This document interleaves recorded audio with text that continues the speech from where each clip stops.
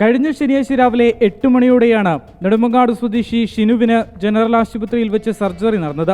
മുതുകിലെ മുഴ നീക്കം ചെയ്യുന്ന സർജറിക്ക് ശേഷം വീട്ടിലേക്ക് മടങ്ങിയ യുവാവിന് വേദന അനുഭവപ്പെടുകയായിരുന്നു.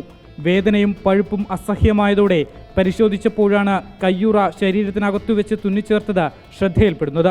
പിറ്റേ ദിവസം അവിടെ വീട്ടിലൊക്കെ വന്നപ്പോഴത്തേന് അങ്ങോട്ടോട്ട് തിരിയുമ്പോഴത്തേന് എല്ലാം അവിടെ ഒരു സൈഡ് മാത്രം നല്ല വേദനയും ഇതുണ്ട്. അപ്പോൾ സംശയം ഇടയ്ക്ക് വൈഫ് നോക്കിയപ്പോഴത്തേന് അതിൻ്റെ ഒരു പീസ് കണ്ടായിരുന്നു. പിന്നെ ഇത് ക്ലീൻ ചെയ്യാനായിട്ട് വേറെ പുറത്തുനിന്ന് മരുന്നെല്ലാം വാങ്ങി ഇതേപോലെ ഇന്നലെ അത് കംപ്ലീറ്റ് ഇളക്കിയപ്പോഴത്തേനാണ് ഇത് വൈഫ് കണ്ടത്. ഇതേപോലെ ഒരു ഗ്ലൗസിൻ്റെ ഒരു പ്ലാസ്റ്റിക് പീസ്. സംഭവത്തിൽ ആശുപത്രിയുടെ ഭാഗത്തു നിന്നും പിഴവുകളൊന്നും സംഭവിച്ചിട്ടില്ലെന്നാണ് അധികൃതരുടെ വിശദീകരണം.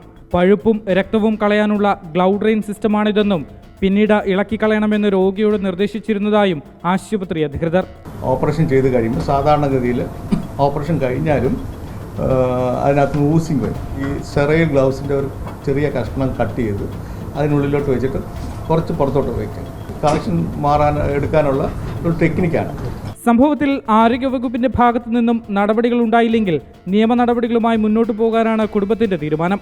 അതേസമയം തെറ്റിദ്ധാരണാജനകമായ വാർത്തകൾ സൃഷ്ടിക്കുന്നവർക്കെതിരെ സർക്കാർ നിയമ നടപടികൾ സ്വീകരിക്കണമെന്ന് ഡോക്ടർമാരുടെ സംഘടനയായ KGMOA ആവശ്യപ്പെട്ടു. റിപ്പോർട്ടർ, തിരുവനന്തപുരം.